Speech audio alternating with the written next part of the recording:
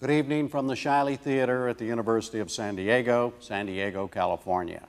I'm Jim Lehrer of the NewsHour on PBS. Welcome to this second 1996 presidential debate between Senator Bob Dole, the Republican nominee, and President Bill Clinton, the Democratic nominee. It is sponsored by the Commission on Presidential Debates. We will follow a town hall type format tonight. The questions over the next 90 minutes will come from 113 citizens of the greater San Diego area. They were chosen in the past week by the Gallup organization to represent a rough cross-section of voters as to political views, age, gender, and other factors. Each said he or she is undecided about this presidential race. They were told to come tonight with questions. Nobody from the Debate Commission or the two campaigns has any idea what those questions are. Neither do I. We will all be hearing them for the first time at the same time. I met with this group 3 hours ago, and we spoke only about how it was going to work tonight. They are sitting in 5 sections. I will call on individuals at random, moving from one section to another with each new question, alternating the questions between the two candidates. My job is to keep things fair and the subjects as clear and as varied as possible. The rules drawn by the campaigns are basically the same as they were for the Hartford and St. Petersburg debates: 90-second answers, 60-second rebuttals, 30-second responses for each question. The candidates are not allowed to question each other directly. There will be 2-minute opening and closing statements. The order for this evening was set by coin toss. We begin now with Senator Dole and his opening statement. Senator Dole. Thank you very much, Jim. Let me first give you a sports update. The Braves won, the Cardinals nothing, early on. I want to thank you, and I want to thank everybody here tonight. I want a special thanks to my wife, Elizabeth, my daughter, Robin, for their love and support, and thank the people who are listening or watching all over America. In 20 days, you will help decide who will lead this country into the next century. It's an awesome responsibility. And you must ask yourself, do you know enough about the candidates? You should know as much as possible about each of us. Sometimes the views have been distorted, been millions and millions of dollars in negative advertising spent distorting my views, but I hope tonight you'll get a better feel of who Bob Dole is and what he's all about. And I think first I should understand that the question on your mind is, do I understand your problem? Would I understand it if it occurred to me? And I might just say that I'm from a large family. I got lots of relatives, and they're good, average, middle-class, hard-working Americans. They live all across the country. They're not all Republicans, maybe all but one, but in any event, I understand the problems. Whether it's two parents working because one has to pay the taxes and one has to provide for the family, whether it's a single parent who just barely pays the pressing bills, or whether you're worried about an education for your children, or going to the best schools, or whether you're worried about safe playgrounds, drug-free schools, crime-free schools. This is what this election is all about. And hopefully tonight, when we conclude this debate, you will have a better understanding, and the viewing and listening audience will have a better understanding. Thank you. Mr. President, 2 minutes, opening statement. I was going to applaud too. Well, thank you, Jim, and thanks to the people of San Diego for giving us this opportunity to have another discussion about the decision we all face in front of people who will make the decision. Again, I will say I'll do my best to make this a discussion of ideas and issues, not insults. What really matters is what happens to your future and what happens to our country as we stand on the brink of a new century, a time of extraordinary possibility. I have a simple philosophy that I've tried to follow for the last 4 years. Do what creates opportunity for all, what reinforces responsibility from all of us, and what will help us build a community where everybody's got a role to play and a place at the table. Compared to 4 years ago, we're clearly better off. We've got 10.5 million more jobs. The deficit's been reduced by 60%. Incomes are rising for the first time in a decade. The crime rates, the welfare rolls are falling. We're putting 100,000 more police on the street. 60,000 felons, fugitives, and stalkers have been denied handguns. But that progress is only the beginning. What we really should focus on tonight is what we still have to do to help the American people make the most of this future that's out there. I think what really matters is what we can do to help build strong families. Strong families need a strong economy. To me, that means we have to go on and balance this budget while we protect Medicare and Medicaid and education and the environment. We should give a tax cut targeted at child rearing and education, to buying a first home and paying for health care. We ought to help protect our kids from drugs and guns and gangs and tobacco.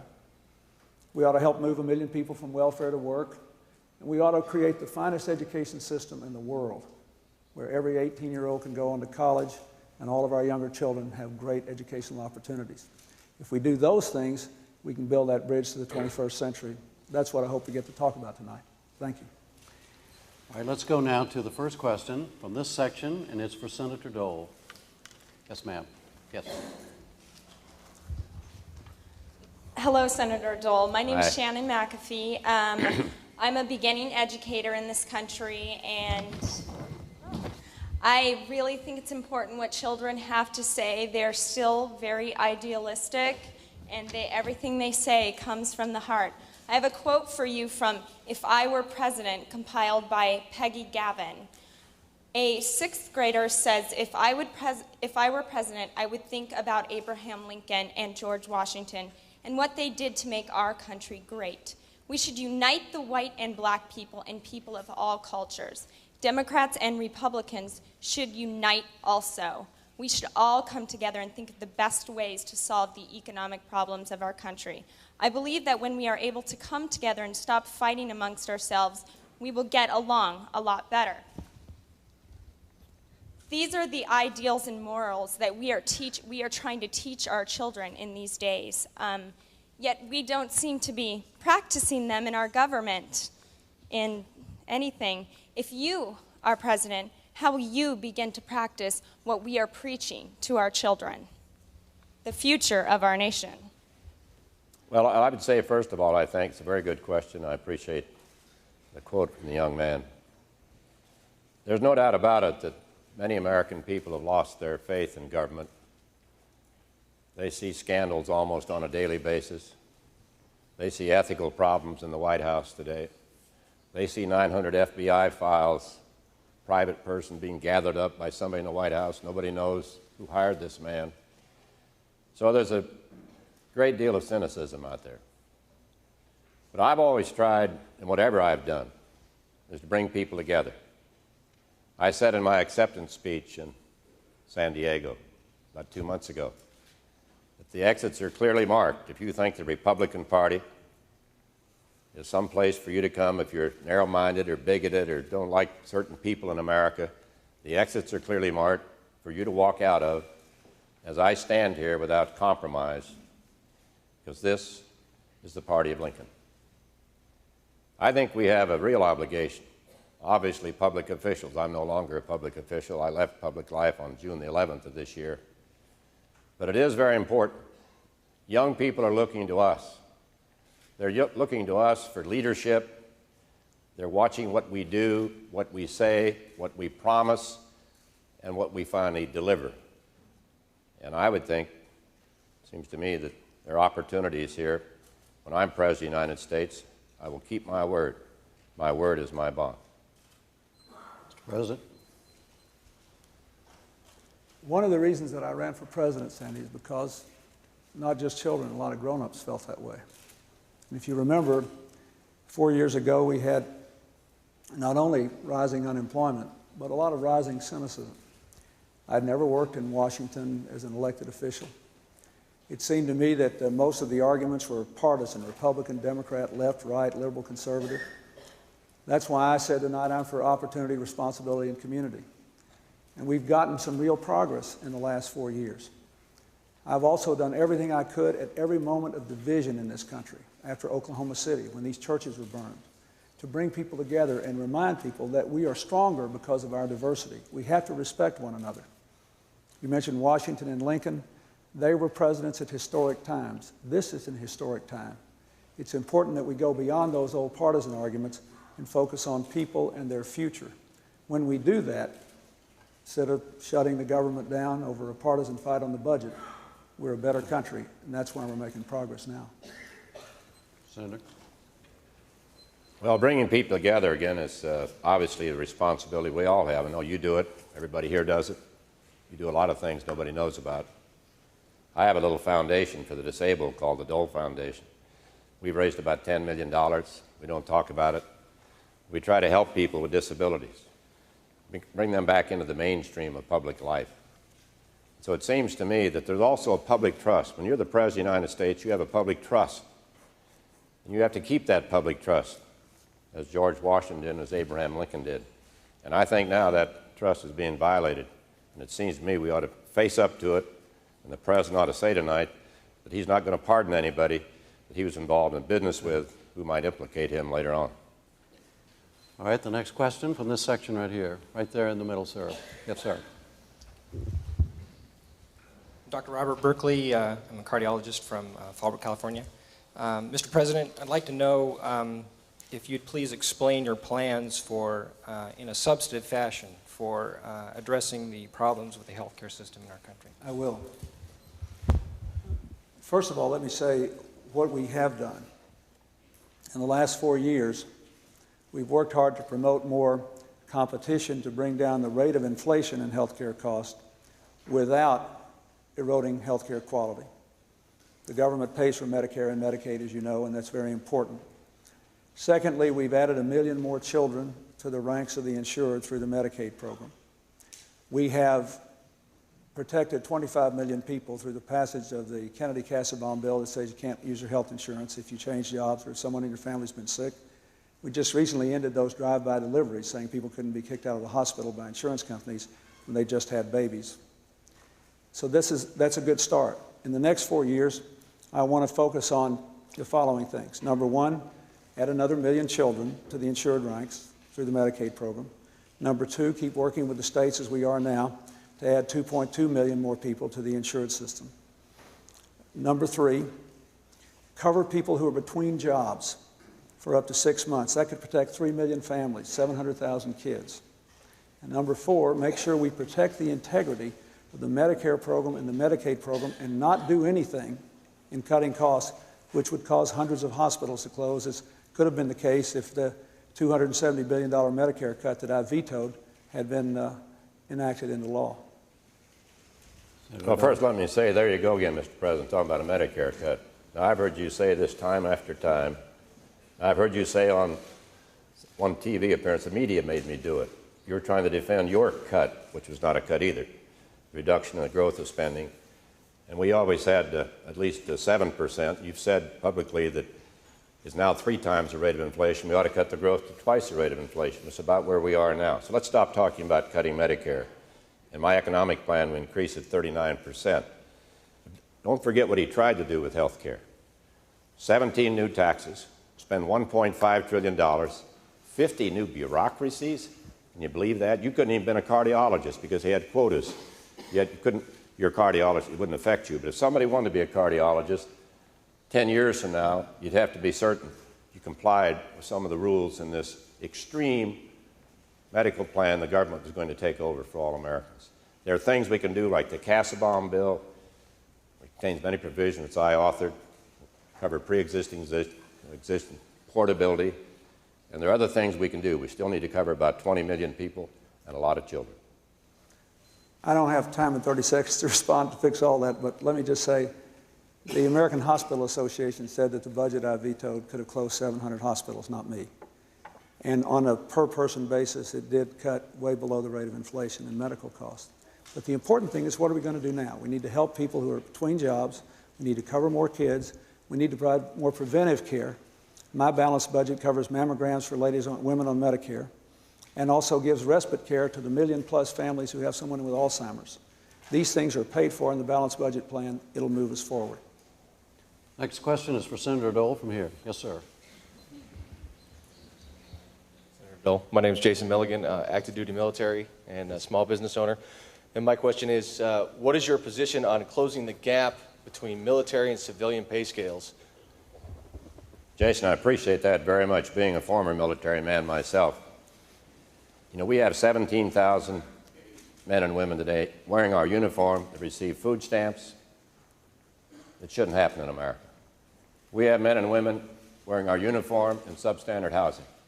It shouldn't happen in America. And it's time we take a look at the pay scales. We did get a 3% increase this year, but that's not enough.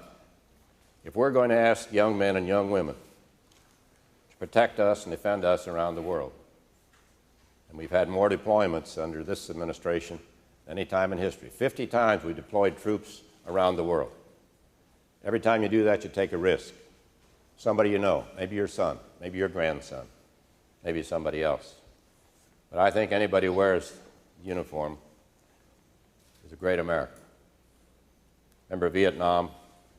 Remember when people almost used to walk across the street rather than have contact with somebody who was in Vietnam? That's all behind us now, and it should be behind us. And the forgotten war, the Korean War. But I guess I can just answer you very plainly, Jason. Thank you for doing what you're doing. America owes you a debt of gratitude. May I ask you a question? What service are you in? I'm in the United States Navy, sir. And what kind of small business do you have? I have an Amway business. Good for you. Well, let me say, if Senator Dole mentioned this, I just signed a bill that we got through Congress to increase the amount of pay increase we could give for military personnel and to make sure the pay increase this year was above the rate of inflation. I also had presented to the Congress, and they adopted a large package of quality of life improvements, which are very important. I spent a lot of time talking to military families as well as military members all over the world and in bases all across the United States. And I became convinced after talking to the families and the personnel in uniform that we needed to not only have the pay raise, but we needed to invest more in child care, housing, and other things to support families, especially when they're longer deployments because of the downsizing of the military. So we're going to do better, and we'll do better still. But this is a commitment I think that all Americans share without regard to party. Well, Jason, I don't disagree with anything the President said, except he waited 4 years to do these things. And my view is it'll be done on day one. We'll start working on day one in the Dole Kemp administration. This is important. We only have 10 divisions now. We used to have 18. We had 25 fighter wings. We're down to 13. We have 536 ships. We're down to 336 ships. I mean, we've cut defense spending too much in the first place. The President told you in '92 he would cut it $67 billion. He cut $112 billion. So we're right on the edge right now. But the last thing we ought to do is make those who wear the uniform sacrifice. Next question here for President Clinton. Yes, ma'am, here on the front row. President Clinton, my name is Cecily Kelly. Yesterday, Yasser Arafat said in Palestine that he thinks the key to success in the Middle East is the commitment of Americans. Would you, as President, send American troops to Israel or the West Bank as peacekeepers?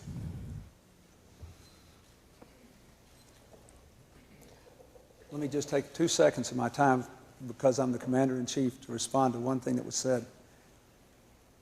I propose to spend $1.6 trillion on defense between now and the year 2002, and there's less than 1% difference between my budget and the Republican budget on defense. Now, on the Middle East, as you know, I work very hard for peace in the Middle East. The agreement between the Palestinians and the Israelis was signed at the White House, and the agreement, the peace treaty with Jordan, I went to Jordan to sign that, to be there. And I think the United States can do whatever we reasonably can. I can say this, I do not believe Yasser Arafat wants us to send troops to the West Bank. We have never been asked to send troops to the West Bank.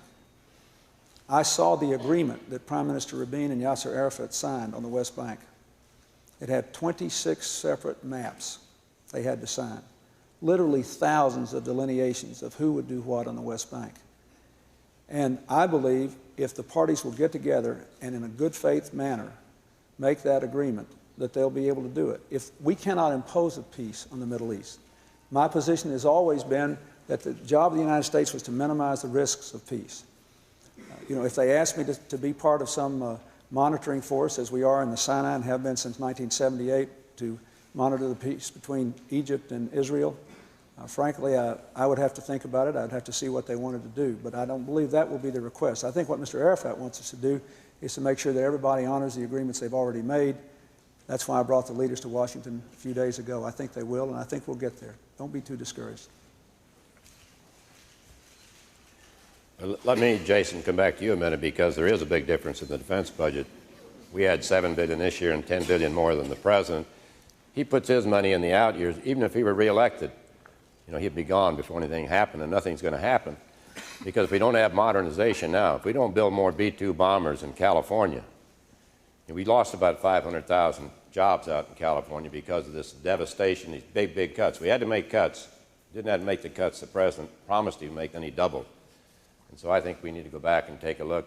We're increasing defense reasonably, not too much, but we are increasing defense some because we want to be prepared in case somebody here gets called up, Jason.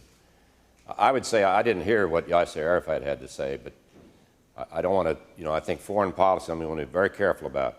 And I'm not here to argue about the president or some ongoing foreign policy matter.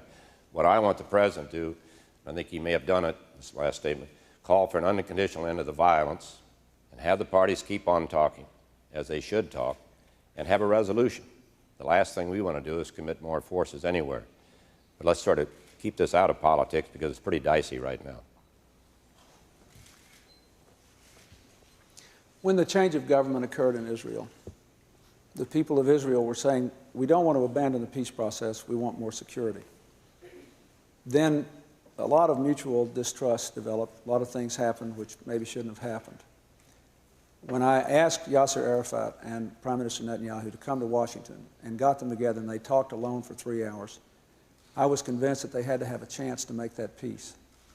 Again, I'd say if they ask us to play some reasonable role, I don't know how I would respond. It would depend entirely on what they ask us to do.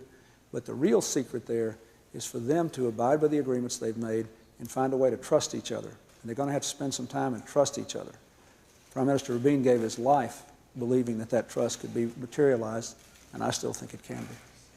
All right, next question from this section, and it is for Senator Dole. Back in the back. Yes, sir, right there. Yes, sir. Senator Dole, Oscar Delgado. Oscar? Ex-smoker for 30 years. About 30 years ago, I was a pack plus a day man, okay? You mentioned a statement you said some time ago that you didn't think nicotine was addictive. Would you care to, are you still hold to that statement, or do you wish to recant or explain yourself? Oh, that's very easy. My record going back to 1965 in the Congress, the first vote we had was whether or not you should put a little notice on cigarettes. They may be I voted for everything since that time. In fact, 1992, we had a bill come before us that all the states had to comply or they're going to lose certain money. We sent it to the Clinton administration for implementation. They waited 3.5 years. And during that period, about 3,000 young kids every day started smoking. So you add it up, that's about 3 million. Not until, again, 1996. I don't want anybody to smoke. My brother probably died partly because of cigarettes. I was asked a technical question. Are they addictive? Maybe they probably are addictive. I don't know. I'm not a doctor. You shouldn't smoke. You ought to be glad you quit, Oscar. 30 years? Yeah. And it seems to me that what we need to do is to talk about not only tobacco, but drugs. Because drug use for 12 and 17-year-olds has doubled in this administration the last 44 months. Marijuana use is up 141%. Cocaine use up 160%. They're your kids. It's all happened in this administration because they cut funding and they cut interdiction. When I'm President of the United States, we're going to use the National Guard and whatever sources we need to stop some of the drugs coming into America. If you stop the drugs, nobody's going to use the drugs. So don't smoke, don't drink, don't use drugs. Just don't do it.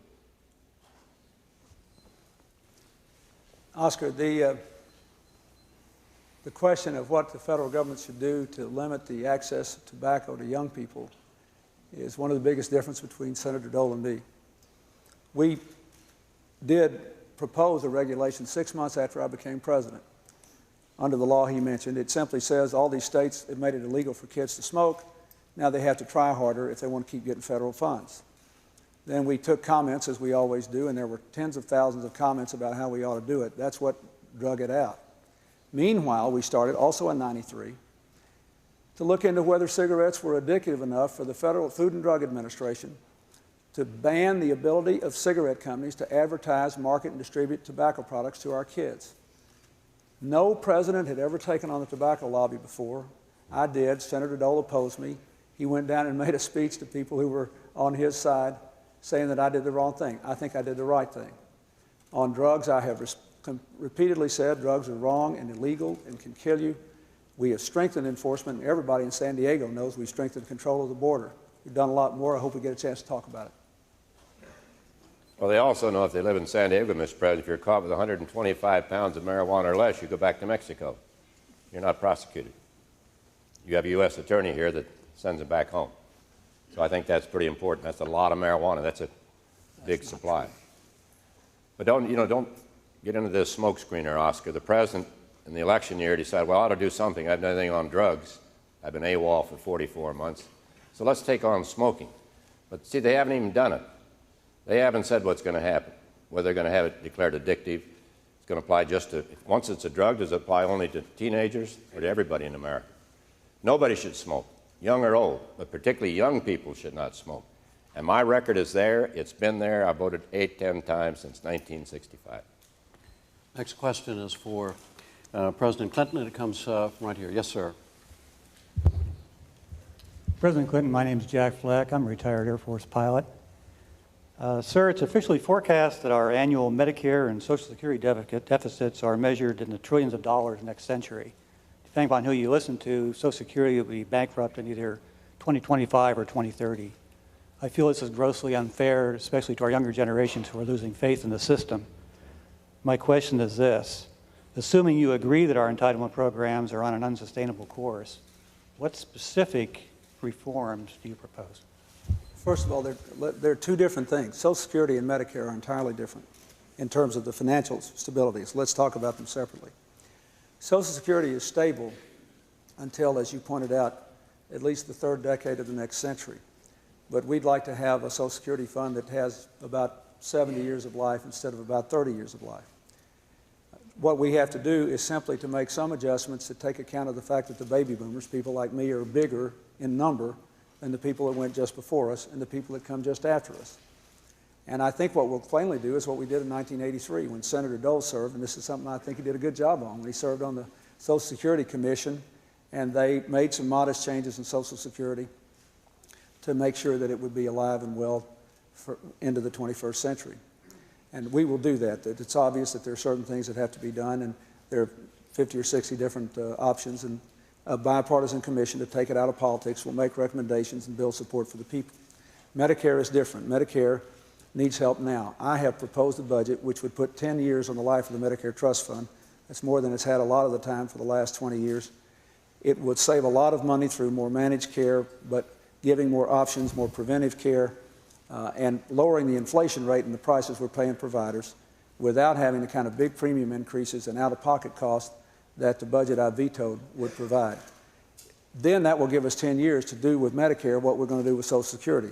Have a bipartisan group look at what we have to do to save it when the baby boomers retire. But now we ought to pass this budget now and put 10 years on it right away so no one has to worry about it. Well, again, if you're somebody thinking about the future, I think it's fair to say that we'll work it out. I mean, this is a political year, and the president's playing politics with Medicare, but after this year is over, we'll resolve it just as we did at Social Security in 1983. It was a nonpartisan commission. Ronald Reagan got together with Tip O'Neill and Howard Baker, 2 Republicans and 1 Democrat. They appointed a commission. I was on that commission. We rescued Social Security. We suggested, I think it's been over a year ago now, we do the same with Medicare, and the White House called it a gimmick. Now, last week, I guess it was, Donald Shalala said, well, we'll cut Medicare $100 billion and we'll appoint a commission. It'll probably have to be done by a commission. Take it out of politics. I think if I were a senior citizen, I'd be a little fed up with all these ads scaring seniors, scaring veterans, and scaring students about education. But when you don't have any ideas, you don't have any agenda, and all you have is fear, that's all you can use. We have ideas in the Dole Camp campaign, and we'll rescue Medicare as we did Social Security. Their idea was to have the poorest seniors in the country pay $270 more a year this year. Their idea was to budget that the American Hospital Association said could close 700 hospitals. Their idea was to charge everybody more out-of-pocket costs in their budget that I vetoed, not in an election year, sir. I told them in early '95. Senator Dole said 30 years ago he was one of 12 people that voted against Medicare, and he was proud of it. A year ago, he said, I was right then. I knew it wouldn't work. American seniors have the highest life expectancy in the world. We need to reform it, not wreck it. Next question from here, and it's for Senator Dole. Yes, ma'am, right here. Yes. Senator Dole, my name is Suzanne Gonzalez, and I would like to know what would be your first step in reforming welfare? Well, we've taken the first step, took it 3 steps. Twice we sent welfare reform to the President, and he vetoed it. On the 3rd time we sent welfare reform to the President, he signed it, but announced he would change it next year, and the Vice President said they were going to do something else through the line item veto, which I've never understood, but that's sort of inside baseball. What we need to do is make certain we try to return people to work. And I'm standing here as someone who a long time ago, as a county attorney in Russell, Kansas, one of our jobs every month was to go through all the welfare checks and sign them. And 3 of those checks were my grandparents. So I know what it's like to have to look welfare head on. Obviously, some people are going to need help. This is the United States of America. You're not going to go without food, and you're not going to go without medical care. This is America. But at the same time, if you want to get off Medicare, get back in the mainstream, we're going to provide jobs. We're going to say you have a five-year limit. You can be on welfare. You've got 2 years to look for a job. We provided more money for daycare in the bill that passed the Senate, was vetoed, then it came back, and the President signed pretty much the same bill. But this is an important issue. I don't think we ought to be giving welfare payments to illegal immigrants. And it puts a heavy burden on a state like, except for emergencies, puts a heavy burden on states like California. It costs California taxpayers $3 billion a year. President Clinton? I'll get out of your way here. It's illegal right now and has been for years for illegal immigrants to get welfare benefits. Let me say that this is one of the most important issues in the world to me. I started working on welfare reform in 1980 because I was sick of seeing people trapped in a system that was increasingly physically isolating them and making their kids more vulnerable to get in trouble. So I've been working on it when I was a governor for a long time. When I became president, I used the authority I had in this law to get out from under certain federal rules to help states move people to work. We've reduced the welfare rolls by 2 million already. Now I've got a plan with this new welfare reform law to work with the private sector, to give employers specific tax incentives to hire people off welfare, and to do some other things which will create more jobs in the private sector, at least 1 million, to move more people from welfare to work. It's very important. And I hope we get a chance to talk about this more. There's not a more important issue. I still remember a woman that I met 10 years ago who said she wanted to get off welfare so her kids could give an answer when they say, what does your mother do for a job? I met that woman again. She's got 4 kids. One's got a good job, one's studying to be a doctor, one's in technical school, one's an honor student in high school. I want to make more people like that woman, Lily Harden. So I've got a plan to do it, and it's just beginning. Well, another thing we can do, we talk about growth. We've got a great economic package, which I hope we'll discuss later. Across-the-board tax cut, child credits, $500 per child under 18, reduce the capital gains rate, create more jobs and opportunities for people on and off welfare. We have other provisions. Less litigation. The trial lawyers, big supporters of the President. The trial lawyers, of course, they like lawsuits, so every time they have a bill that they want vetoed, the President vetoes it for them. We've got to understand in America that we've got to have growth, create more jobs and more opportunities in the private sector. The President takes credit for all these people off welfare. The governors did that. The federal government doesn't do that. And the government doesn't create jobs. They're created in the private sector. This section, question? Yes, ma'am, on the back row. This is for the President. Mr. President, My name is Pamela Johnson, and I'm a landlord. My question is, does your party have any future plans to reduce the capital gains tax, especially for retired Americans? First of all, we have a big plan to reduce the capital gains tax when people sell their homes. Part of my tax package, which is paid for in my balanced budget plan, would exempt up to $500,000 in gains from people when they sell their homes, which I think is the biggest capital gains benefit we could give to most ordinary Americans. We also have capital gains now for people that invest in new small businesses and hold the investment for 5 years. That was part of our other economic plan. And these are things I think that will go a long way toward helping America build a stronger economy and a better tax system. I think the most important thing to emphasize, though, is that we also have to help people in other ways to build a strong economy, and we can't have any tax cut that's not paid for. One of the big differences between Senator Dole and myself is that I've told you how I'm going to pay for every penny of the tax cuts I recommend. We've worked hard to bring this deficit down, and that's helped people in the real estate business because the interest rates are lower. We've got home ownership at a 15-year high. We've got this country going in the right direction. So we can have a tax cut, but my priority would be to help the families who need it with child rearing and education and buying a first-time home and helping for health care costs. So from your business, helping in buying the first-time home, exempting the capital gains on the sale of a home would be the most important things that you ask about. Thank you, Pamela. Well, Pamela, what the President didn't tell you, that all his tax cuts expire at the year 2000, but all these increases go on forever. That's the liberal approach. You know, give you a little tax cut, give you a couple of years, and make the tax increases go on forever. So the net tax increase in his plan's somewhere between $60 and $80 billion. We have in the Dole Kemp economic plan, unless your home's worth over $500,000, and if it is, I appreciate it, congratulate you. But in any event, no tax. And it's a good idea they saw, and they picked it up and put it in theirs, but it's only temporary. Ours is permanent. Ours is a good plan. Create jobs and opportunities. Capital gains rate, cut it in half. Cut it from 28% to 14%. There's $7 trillion in assets locked up in America. If we cut the capital gains rate, I'm told every day, I had a letter from a former constituent in Kansas saying, I want to sell property in California, put it in my business in Kansas. I can't because the capital gains rate's too high. We need to get the economy going. That'll help Social Security. That'll create more jobs. That'll help people who want to get off welfare. It's the American way. Before Senator Dole left the Senate, he and Mr. Gingrich also were recommending that we pass these tax cuts only insofar as we could pay for them. And we all assume that the tax cuts will be permanent, but we have to prove we can pay for them. After he left the Senate, we abandoned that. That's why most experts say that this tax scheme will blow a huge hole in the deficit, raise interest rates, and weaken the economy, and that will take away all the benefits of the tax cut with a weaker economy. That's why we have to balance the budget, and I'll tell you how I'm going to pay for anything I promise you, line by line. You should expect that from both of us.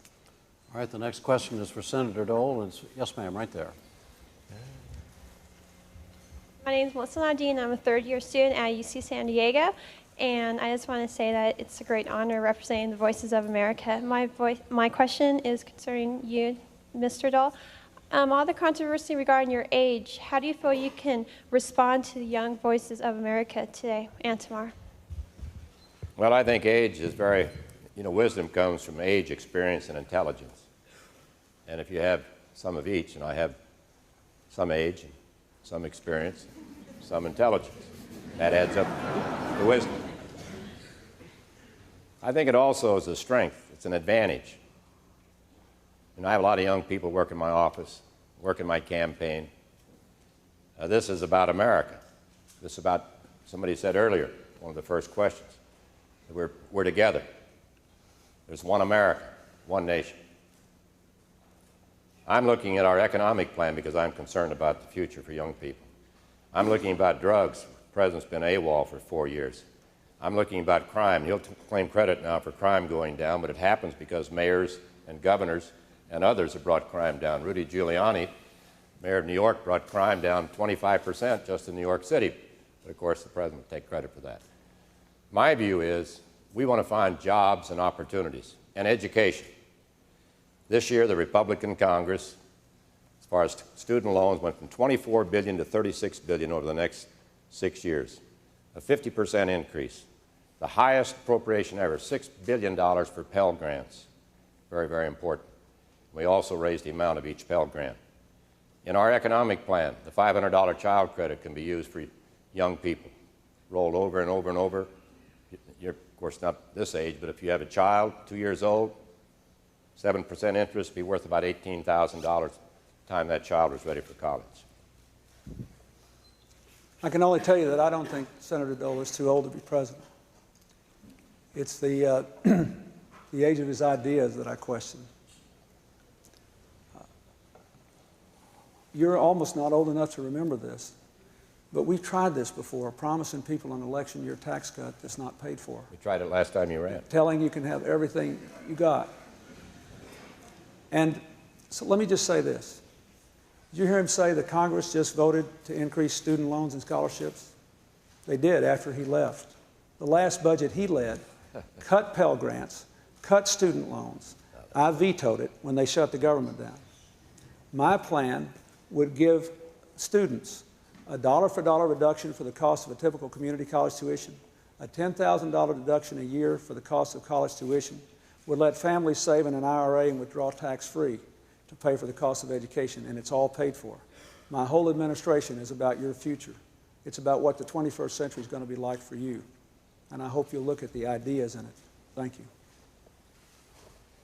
Well, when you don't have any ideas, I guess you say the other person's ideas are old. As I said earlier, they don't have any ideas. Their ideas is raise taxes and spend more money. That's the liberal philosophy. If that's what you like, you've got a perfect candidate. President Clinton came to California in 1992. He said the centerpiece in my first 4 years is going to be a middle-class tax cut. Now, if all you got that tax cut, congratulations, because you got a big tax increase. You got a $265 billion tax increase. And he stands here and says politicians who make promises like that ought to be ignored. Well, he made the promise.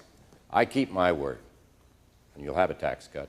It'll help you in whatever you're going to do in the next few years. Thank you. Next question is for President Clinton, and it's from the, yes, ma'am. Yes.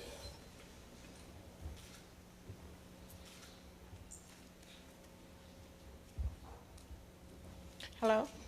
My name is Tressie Sanders, and my question is, do you feel that America has grown enough and has educated itself enough to totally cut out affirmative action? No, ma'am, I don't. I am against quotas. I'm against giving anybody any kind of preference for something they're not qualified for. But because I still believe that there is some discrimination and that not everybody has an opportunity to prove they're qualified, I favor the right kind of affirmative action. I've done more to eliminate programs and to rate affirmative action programs I didn't think were fair and to tighten others up than my predecessors have since affirmative action's been around. But I have also worked hard to give people a chance to prove that they are qualified. Let me just give you some examples. We've doubled the number of loans from the Small Business Administration, tripled the number of loans to women business people, no one unqualified. Everybody had to meet the standards. We've opened 260,000 new jobs in the military to women since I've been president, but the Joint Chiefs say we're stronger and more competent and solid than ever. And let me give you another example of what I mean. For me, affirmative action is making that extra effort. It's sort of like what Senator Dole did when he sponsored the Americans with Disabilities Act and said to certain stores, okay, you've got to make it accessible to people in wheelchairs. We weren't guaranteeing anybody anything except the chance to prove they were qualified, the chance to prove that they could do it. And that's why I must say I agree with General Colin Powell that we're not there yet. We ought to keep making those extra effort affirmative action programs the law and the policy of the land. Senator Dole. Well, we may not be there yet, but we're not going to get there by giving preferences and quotas. I supported that route for some time. And again, I think it gets back to experience, a little age, a little intelligence. And I noticed that nobody was really benefiting except a very small group at the top. The average person wasn't benefiting. People who had the money were benefiting. People who got all the jobs were benefiting. It seems to me that we ought to support the California Civil Rights Initiative. It ought to be not based on gender or ethnicity or color or disability. I'm disabled. I shouldn't have a preference. I would like to have one in this race, come to think of it, but I don't get one. Maybe we can work that out. I get 10-point spot. So, this is America. No discrimination. Discrimination ought to be punished, but there ought to be equal opportunity. We ought to reach out and make certain everybody has a chance to participate. Equal opportunity, but we cannot guarantee equal results in America. That's not how America became the greatest country on the face of the earth. I have never supported quotas. I've always been against them. I don't favor equal results. But I do favor making sure everybody has a chance to prove they're competent. The reason I have opposed that initiative is because I'm afraid it will end those extra effort programs. Again, I say, think of the Americans with Disabilities Act. Make an effort to put a ramp up there so someone in a wheelchair can get up. You don't guarantee that they get the job. You guarantee they have a chance to prove they're competent. And as I said, this is not a partisan thing with me. General Powell, Colin Powell, said the same thing. He fears that the initiative would take away the extra effort programs. No preferences to unqualified people, no quotas, but don't give up on making an extra effort till you're sure everybody has a chance to prove they're qualified.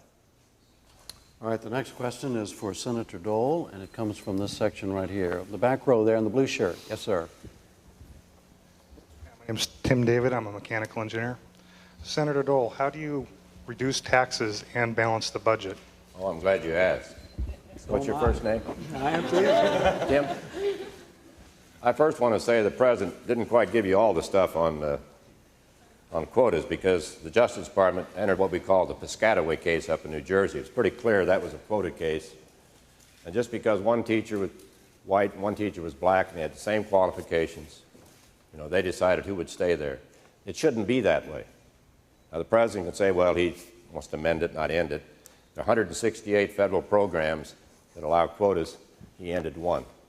Now, this economic package, Tim, I'm glad you asked because you look like the type who might be able to benefit from a 15% across-the-board tax cut, from $500 per child tax credit, for state tax relief, which you're not interested in right now, but capital gains rate reduction. If you're taking care of an elderly parent, you get a $1,000 deduction. We think that's very important because a lot of people take care of their parents. How do we pay for it? We're going to have a constitutional amendment to balance the budget, which the President opposed and defeated. He twisted arms, got 6 Democrats to vote with him. We lost by 1 vote. We're going to balance the budget by the year 2002. The President wants to spend 20% more over the next 6 years. I want to spend 14% more and give that 6% back to the people. Remember, it's your money. It's not his money, and it's not my money. It's your money. And you shouldn't have to apologize for wanting to keep all you can of it, but he ought to apologize for wanting to take more and more.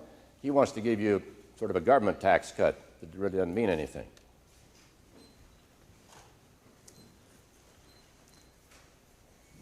You know, one of the responsibilities of growing older, it seems to me, is being able to tell people something they may not want to hear just because it's truth. When they had a $250 billion tax scheme, that is half the size of this one's $550. They passed a budget that had $270 billion in Medicare cuts, the first education cuts in history, cut environmental enforcement by 25%, took away the guarantee of quality standards in nursing homes, took away the guarantee of health care to folks with disabilities. Don't take my word for this. The Economist magazine polled lots of economists. 7 Nobel Prize winners have said, if this tax scheme passes, it will require huge cuts, 40% in the environment, in law enforcement, in education. It will require bigger cuts in Medicare than I vetoed last time. My targeted tax cut gives tax cuts for education, child rearing, buying a first-time home, paying for health care costs, and it's paid for. And I told you how I'll pay for it. He won't tell you because he can't. Your targeted tax cut, Mr. President, never hits anybody. That's the problem with it. Nobody ever gets it. But I must say I'm a little offended by this word scheme. You talked about, last time you talked about a risky scheme, and then Vice President Gore repeated it about 10 times in St. Petersburg. If I have anything in politics, it's my word. My colleagues, Democrats and Republicans, will tell you that Bob Dole kept his word. I'm going to keep my word to you. I'm going to keep my word to the American people. We're going to cut taxes and balance the budget. We're not going to touch Medicare. It's going to grow 39%, and Social Security is going to grow 34%. Now, the president doesn't have any ideas, so he's out trashing ours. This isn't going to blow a hole in the deficit. He promised you a tax cut in 1992. And if you got one, sir, you ought to vote for him. Next question's for the president. Yes, sir, right there. White shirt. My name is Dwayne Burns. I'm a martial arts instructor and a father. Mr. President, could you outline any plans you have to expand the Family Leave Act? Thank you. Well, first let me say that I signed the Family Leave Act. It was my very first bill. And I'm very proud of it because it symbolizes what I think we ought to be doing. I don't take credit for all the good things that have happened in America, but I take credit for what I've tried to do to work with others to make good things happen. The most important good things that happen in America happen in families. Just about every family I know, the main concern is how am I going to succeed at work and still do right by my children? Family and medical leave has let 12 million families take a little time off for the birth of a child or a family illness without losing their job. I'd like to see it expanded in two ways. I'd like to say you can also take a little time off without losing your job to go to a regular parent-teacher conference or to go to a regular doctor's appointment with a family member. I'd also like to see the overtime laws change so that we could have some more flex time so that at the discretion of the worker,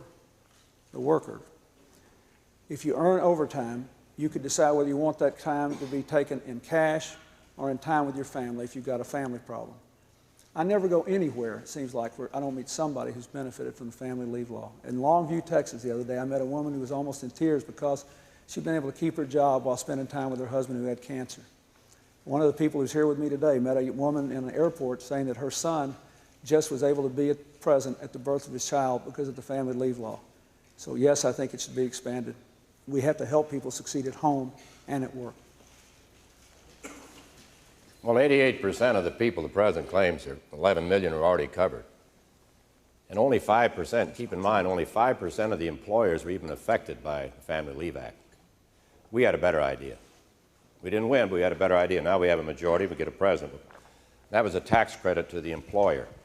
Instead of the federal government reaching out, we had a tax credit to pick up some of the cost, because if you have to hire a replacement worker, that's a cost. This is the way it ought to work. Give more power back to the states and back to the people, back to the taxpayers, not always the long arm of the federal government. But keep in mind, this bill covers 5% of the employers. 95% of the employers and all those employees they employ are not covered in this act. And according to Investors Daily, which I read just a couple of days ago, 88% of the people he claims credit for were already covered in collective bargaining agreements or other agreements. We had family leave in our office, I'm certain. I see my friend Senator Mitchell, he had family leave. I work every day with people. I spend a lot of time in hospitals. I know what it's like to be in a hospital. Sure, we want family leave, but there's a better way to do it. I only have 30 seconds. I can't fix the statistics. It covers the majority of the workforce. Employers of under 50 are exempted. The bill originally covered employers at 25 and more, but because of opposition, we went up to 50. Senator Dole led the opposition to it. He filibustered it. He said it was a mistake. He said it would hurt the economy. We've had record numbers of new small businesses and 10.5 million jobs. It didn't hurt the economy. He still believes it's a mistake. I believe it was right. You can decide which of us you think are right. It's up to you. Next question for Senator Dole. Let's say, yes, ma'am. Hi, my name's Bridget Giannotti, and I'm a wife and mother of 2 sons from Carlsbad. And my question for you, Senator Dole, is, as the wife of a San Diego business owner, I see one of our biggest problems in the U.S. does not manufacture enough of our own products. How would you help this problem out? Well, right, we've lost 357,000 manufacturing jobs. And the Bureau of Labor Statistics said today that they made a mistake. It's probably going to be a much, much higher figure. So we're talking about all these new jobs. We better wait and see what the results are. We're going to do that with a more aggressive trade policy. We're going to do that with an economic package. We're going to do that with regulatory reform. You know, regulations cost the average family, right here, Democrat or Republican, about $7,000 a year. $7,000, it's like a tax. Put a lot of people out of business. I met a lady in Colorado Springs about 7 weeks ago now. She had a small business with 63 employees. She finally gave it up. Why? Because of paperwork and regulation. Congress passed the Paperwork Reduction Act. The President exempts the IRS, which creates 3/4 of paperwork. We're going to have regulatory, we're going to have litigation reform. You know, I fell off a platform out in California, Chico, a while back. Before I hit the ground, my cell phone rang, and this trial lawyer says, I think we got a case here. You know, we got to stop some of these frivolous lawsuits. They're putting people out of business, men and women. Get the economy going, cut the capital gains rate, create more jobs and opportunities for everybody in America. That's what we will do. And my word is good. I keep my promises. I don't break my promises after the election. And I don't make new promises on an election year. We're going to get it done. We're going to grow some of these jobs in America because we need to get it. They're going the wrong way. Let's look at the facts. We lost a lot of manufacturing jobs in the 12 years before I became president. We've gained manufacturing jobs since I've been president. We've negotiated over 200 separate trade agreements. Let's just take California. In California, we made $37 billion worth of telecommunications equipment eligible for exports for the first time. We're selling everything from telephones to CDs to rice in Japan. We're selling American automobiles in Japan now. I visited a Chrysler dealership in Japan. We're #1 in automobile manufacturing, production, and sales around the world again for the first time since the 1970s. Why? Because we've had tough, aggressive trade policies, and because we got interest rates down and we had a good, stable economic policy, because we reduced the deficit 4 years in a row for the first time in the 20th century that a president's done that in all 4 years. And that's why I don't want to see us blow a big hole in the deficit with a tax program we can't pay for, so your interest rates will go up and you'll have to pay back in higher interest rates what you allegedly will get in a tax cut. So I say keep working on expanding the markets. More than half of these 10.5 million new jobs are in higher wage areas, and we'll have more manufacturing and more sales at home and around the world. Well, you may think the biggest employer in America is General Motors, but I got news for you. It's Manpower Services, hiring people temporarily who've lost their jobs and they go to work for 30 days or 60 days. That's a good economy? I don't think so. They're setting new records this year. We have the worst economy in a century. We have the slowest growth, about 2.5%. The president inherited a growth of over 5%. We don't have the S&L crisis anymore. Republicans have cut $53 billion in spending. That's why the budget can look good. It didn't look too good the first 2 years when we had a Democratic president and a Democratic Congress. Next question is for President Clinton. Yes, sir. I'm Bob Goldfarb. I'm a travel agent. And can you please explain your policy on the Employment Non-Discrimination Act that would have prohibited discrimination, would have prohibited people from being fired from their jobs simply for being gay or lesbian? I'm for it. That's my policy. I'm for it. I believe that any law-abiding, tax-paying citizen who shows up in the morning and doesn't break the law and doesn't interfere with his or her neighbors ought to have the ability to work in our country and shouldn't be subject to unfair discrimination. So I'm for it.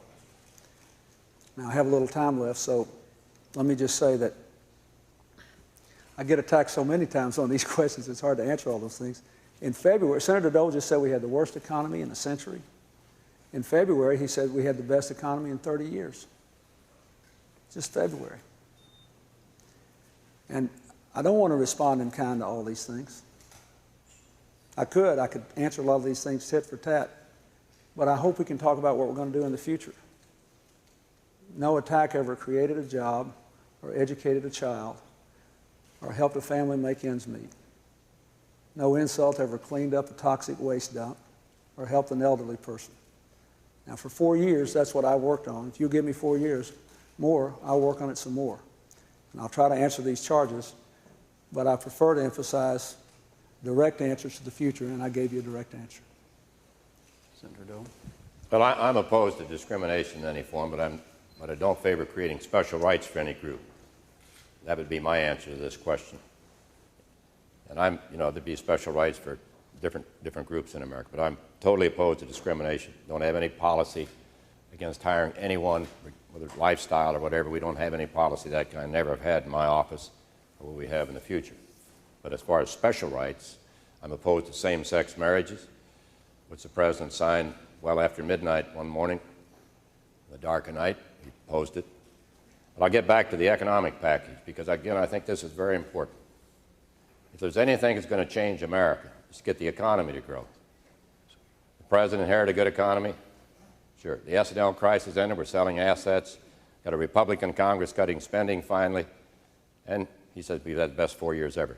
That's not true. We had only 1.2 million bankruptcies. We set a new record. Credit card debt's never been higher. I just told you about this manufacturing job loss, which is going to increase. We need a good, strong economic package. Let the private sector create the jobs, and they can do it. If you believe that the California economy was better in 1992 than it is today, you should vote for Bob Dole.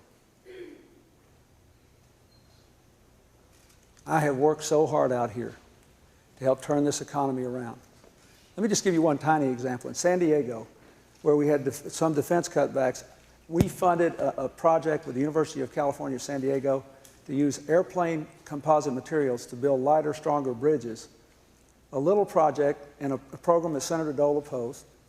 And that composite now is going to be built around the bridges on the Santa Monica Freeway to help minimize the impact of earthquakes and create more jobs. That's just one tiny example.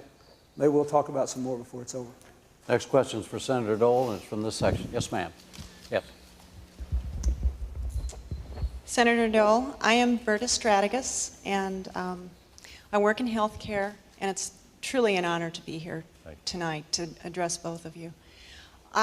Being in healthcare, we have talked a little bit about healthcare tonight, but mainly Medi-Cal and Medicare have been mentioned, but the private sector is a problem.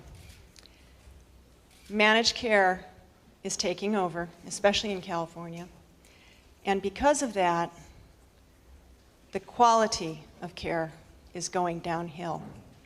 There are many, many people who cannot get the tests that they need when they need them, and because of that, they are dying needlessly. There are many, many more lawsuits being presented against the managed care industry because of this, and I think it's a real problem that needs to be addressed.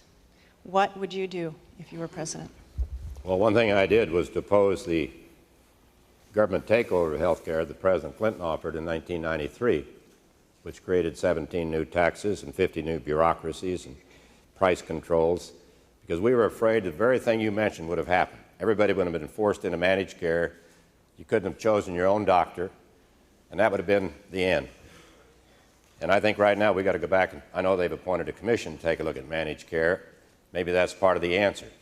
But it seems to me if we start to take choices away from people, and if we drive them into one type care, if we eliminate fee-for-service altogether, or eliminate the fact you can go to your own doctor, you've got to go somewhere else, then I think we've taken a giant step backward in the United States of America. We have the best health care delivery system in the world, and we want to keep it that way. That's why we opposed the government takeover health care plan that President Clinton tried and tried and tried to get through Congress. Didn't get it done. When it ended up we had more votes than he had, then they decided to pull the plug. It was a big, big mistake.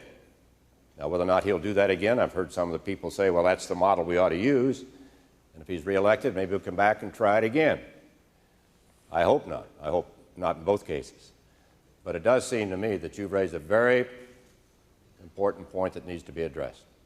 We're going to have to watch it, going to take a look at all the managed care going on in California, or we're going to end up losing our best care that we have in the world.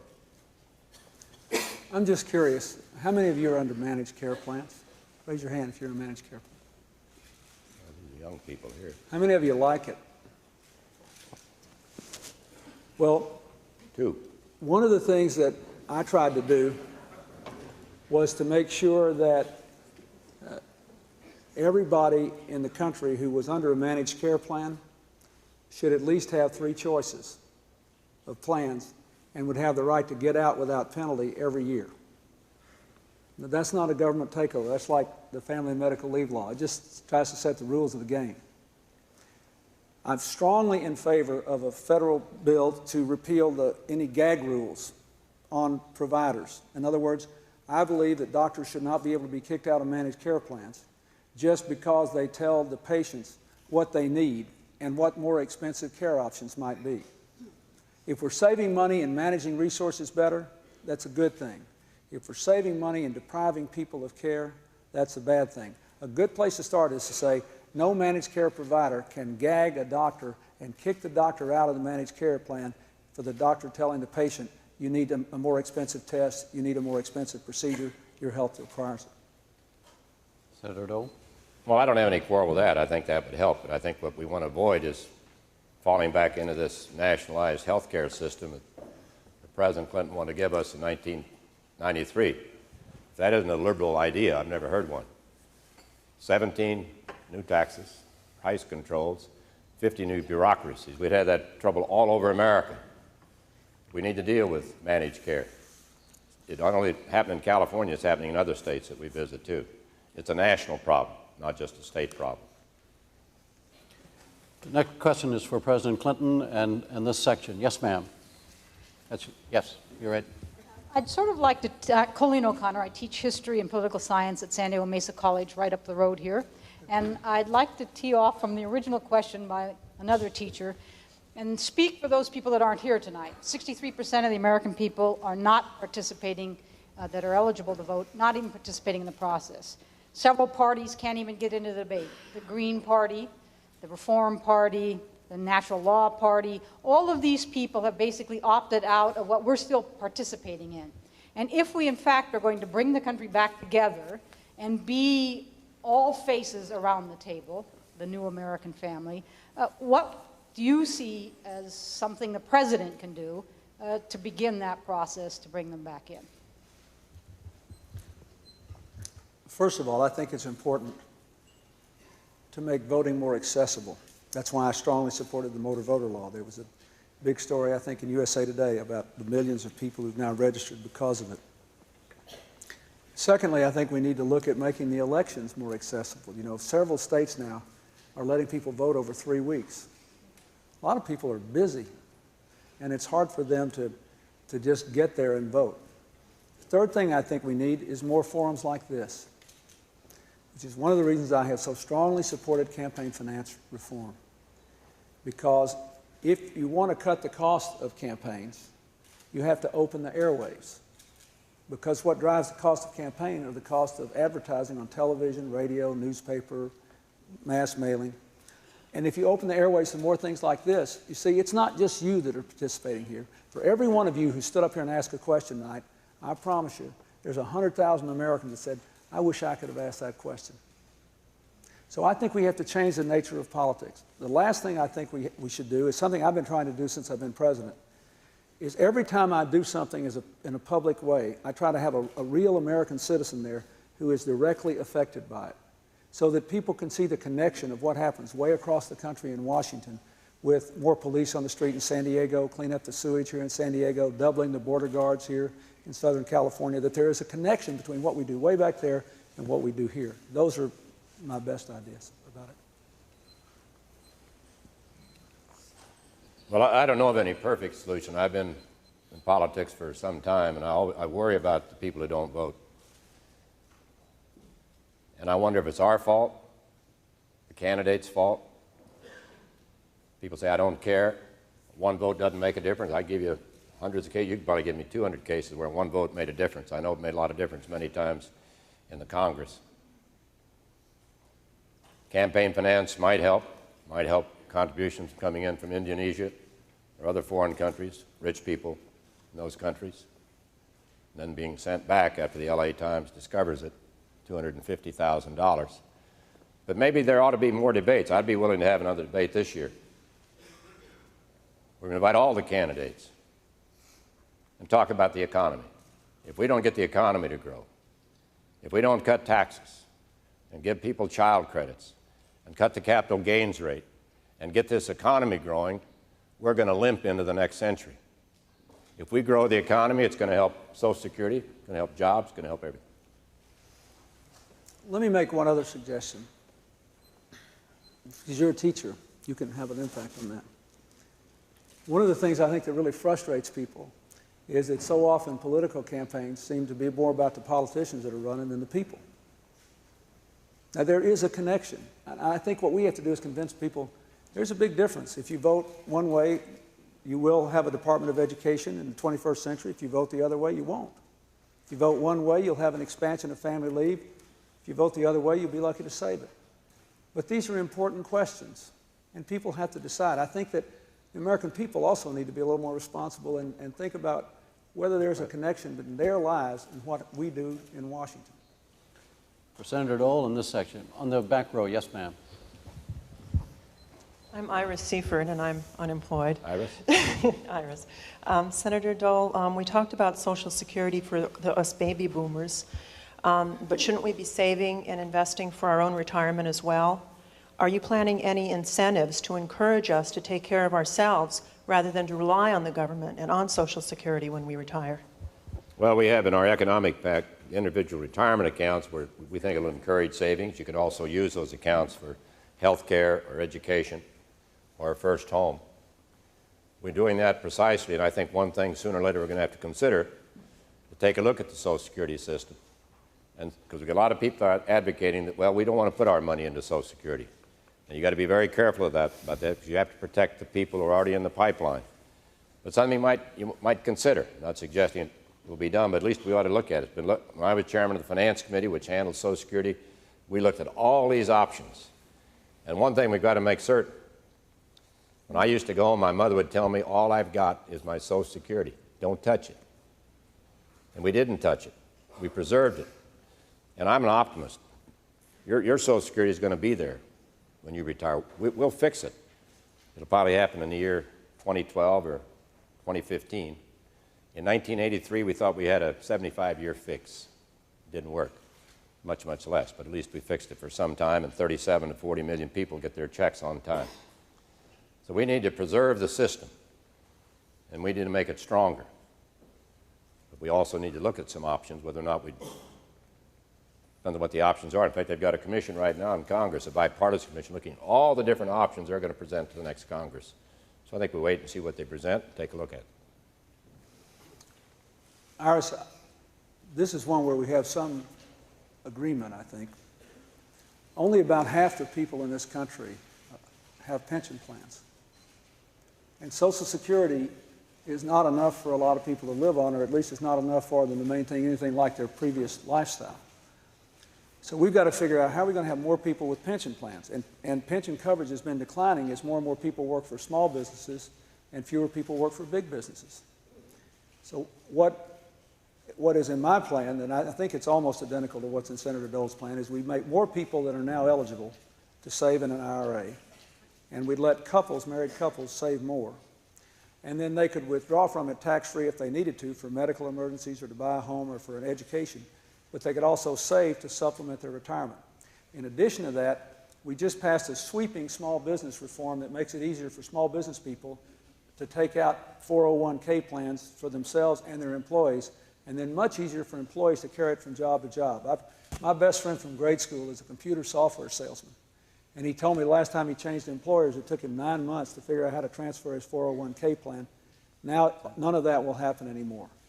And so I hope that over the next 10 years, you'll see a big increase in the percentage of people that have pension plans plus a secure Social Security system. Did you say you're unemployed? See, the first thing we got to do is get you a job. And that's the economic package you get. Create jobs and opportunities. Reduce the capital gains rate. Reduce regulatory reform. Stop some of the senseless litigation. And let people work in America. And I think that's the thrust we will make. Obviously, Social Security is a very important program. It'll be preserved. Democrats or Republicans, it'll be preserved. We want to make certain we protect those in the pipeline, just as we did back in 1983. And we did it on a bipartisan basis. We took it out of politics. People get so tired of politics. We ought to do the same with Medicare. Maybe we can make a deal here tonight. All right, the question's for President Clinton. Does anybody have a foreign affairs question in this section? Yes, sir. Good evening. I'm Michael Smith. I'm a electronics technician in the Navy. My question was how you plan to deal with the trade deficit with Japan. Let me tell you what we have done. We have concluded with Japan 21, about to be 22 trade agreements now. And since we did that, in the areas where we concluded trade agreements, our exports to Japan have gone up by 85% in the last 4 years, and our trade deficit with Japan has gone down.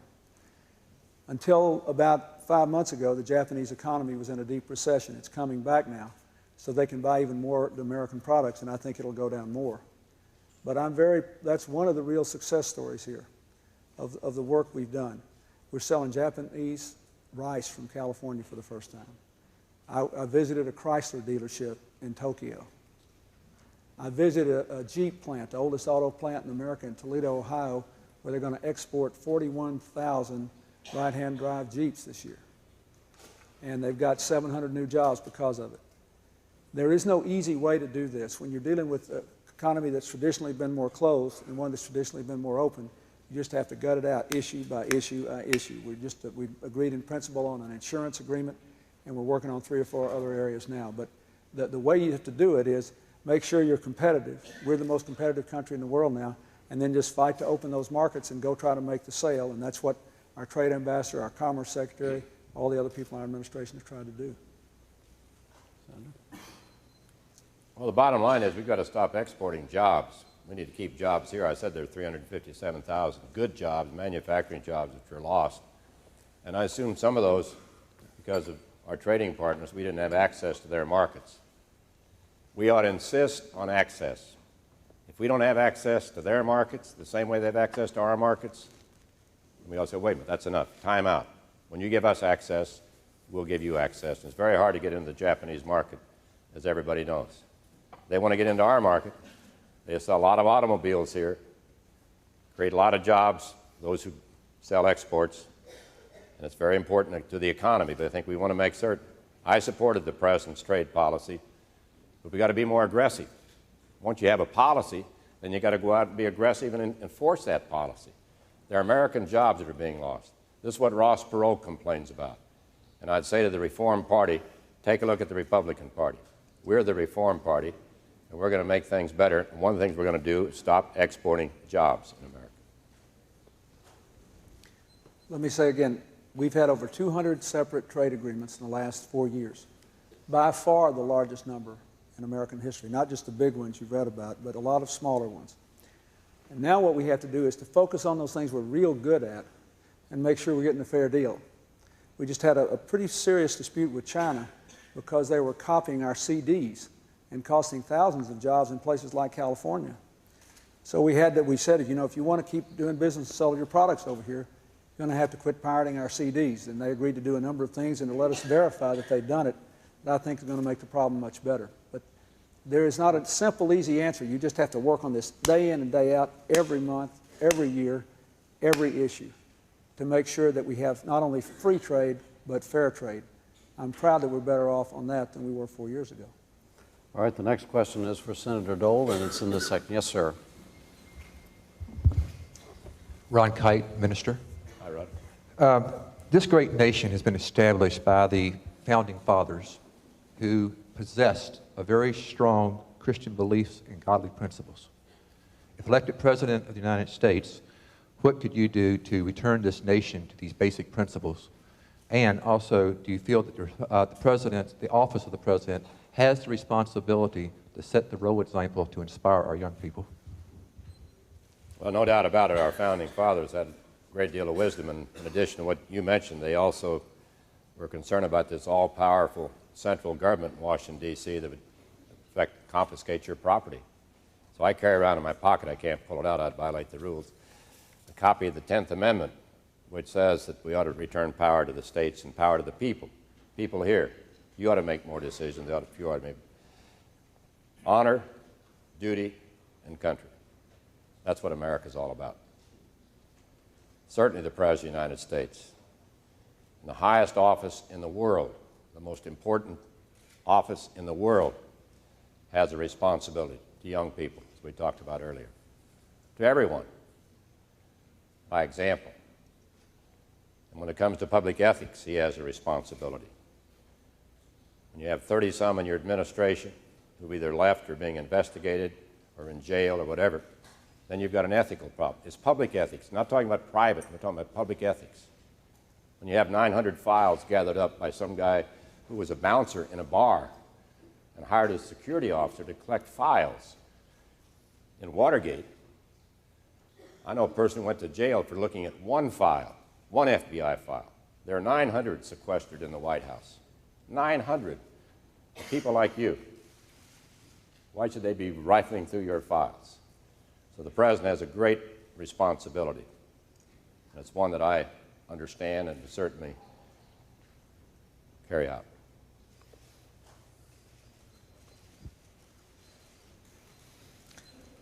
This is the most religious great country in history.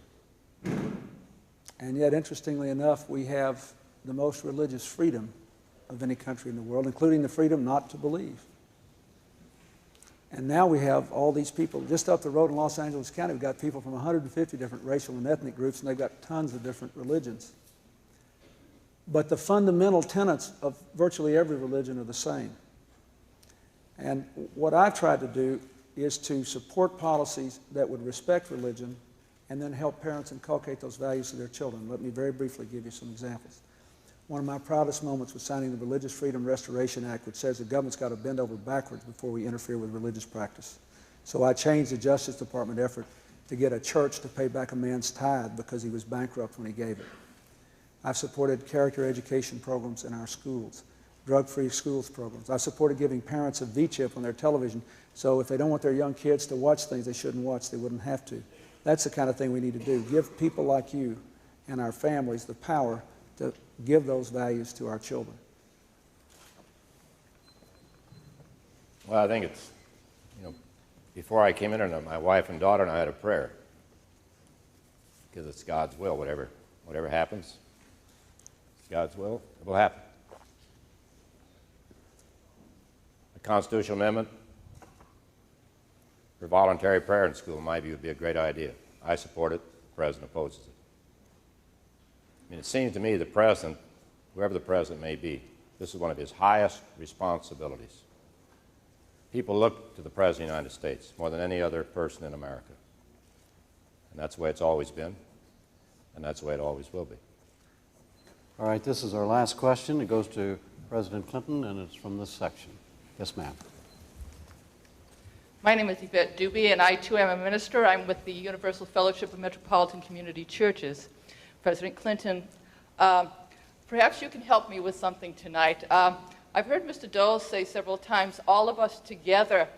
And when he was asked if he would support equal rights in employment for gay and lesbian people, you said that you favored that. And he said that he did not believe in special rights. And I thought the question was equal rights for all people. And I don't understand why people are using the term special rights when the question is equal rights. Could you help me in understanding that? I want to answer the question, but let me say one other thing.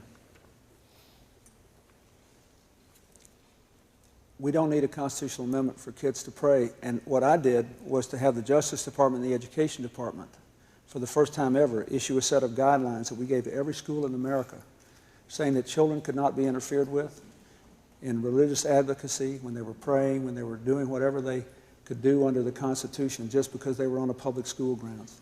And I think anyone who's experienced this would tell you that our administration has done more than any in 30 years to clarify the freedom of religion in the public square, including in the public schools. Now, I think I have to let Senator Dole speak for himself. It wouldn't be fair for me to do that. I would wind up, it's the last question. I'd mischaracterize it to try to make you happy. Let me tell you what I feel. We have a lot of differences in our country. And some of us believe that other people's decisions are wrong, even immoral. But under our Constitution, if you show up tomorrow and obey the law, and you work hard, and you do what you're supposed to do, you're entitled to equal treatment. That's the way the system works. All over the world, people are being torn apart. Bosnia, the Middle East, Northern Ireland, Rwanda, Burundi, you name it, because of all their differences. We still have some of that hatred inside us. You see it in the church burnings. And one of the things I've tried hardest to do is to tell the American people that we have to get beyond that. We have to understand that we're stronger when we unite around shared values instead of being divided by our differences. Senator Dole. Well, I hope I made my answer clear. I said I'm opposed to discrimination. You know, we've suffered discrimination in the disability community. There are 43 million of us. And I can recall cases where people had crossed the street rather than to meet somebody in a wheelchair. So we want to end discrimination. I think that answers itself. No discrimination in America. We've made that clear.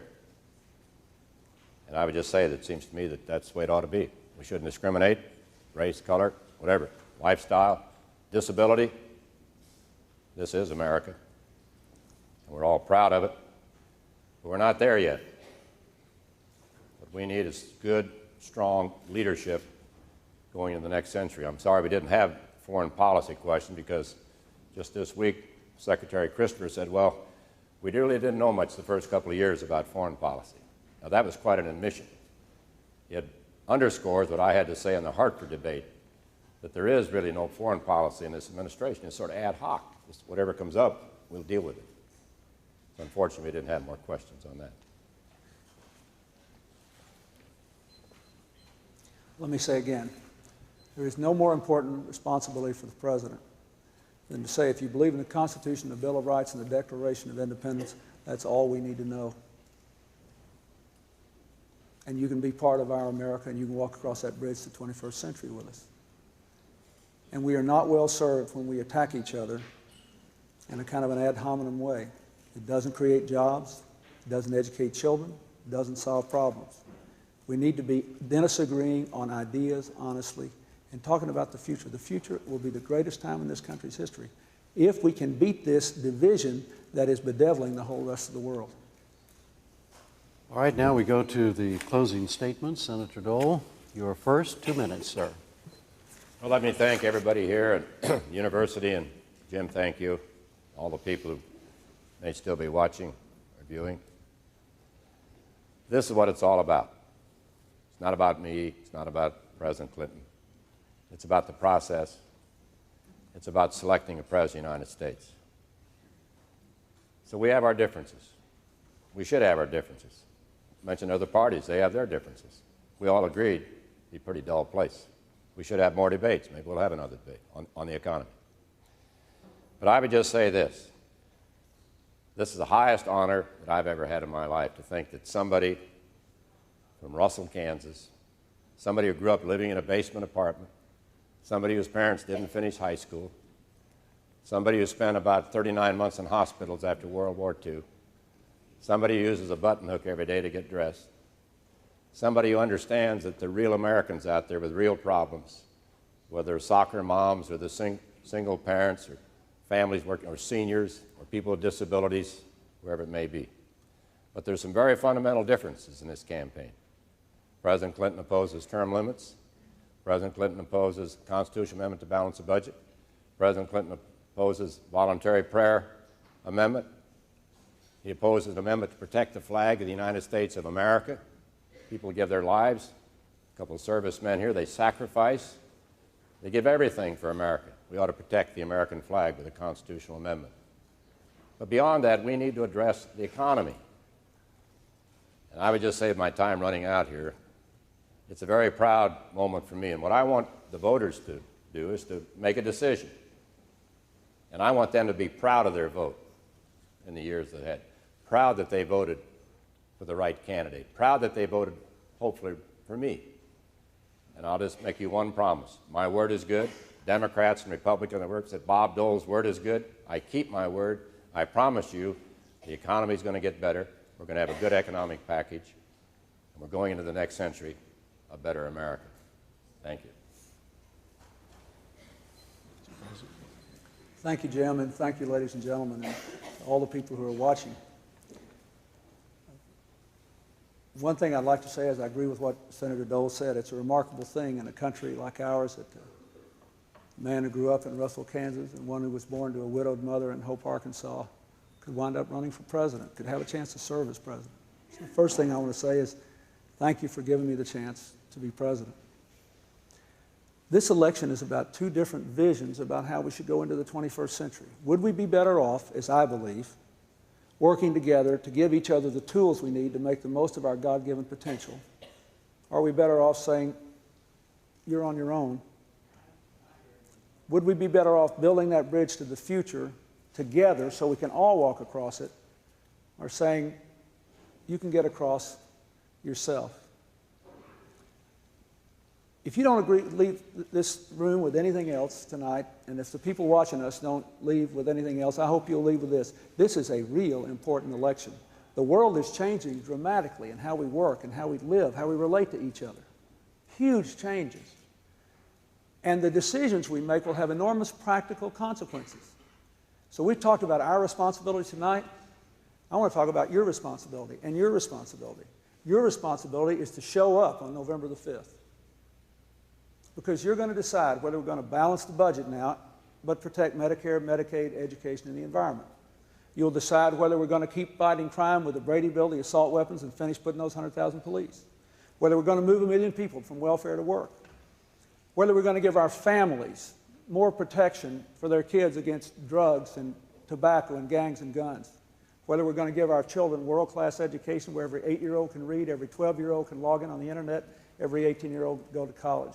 If we do those things, we'll build that bridge to the 21st century, and the greatest country in history will be even greater. Thank you. Thank you, Senator. Thank you, Mr. President. This concludes, this is the last of the three 1996 presidential and vice presidential debates.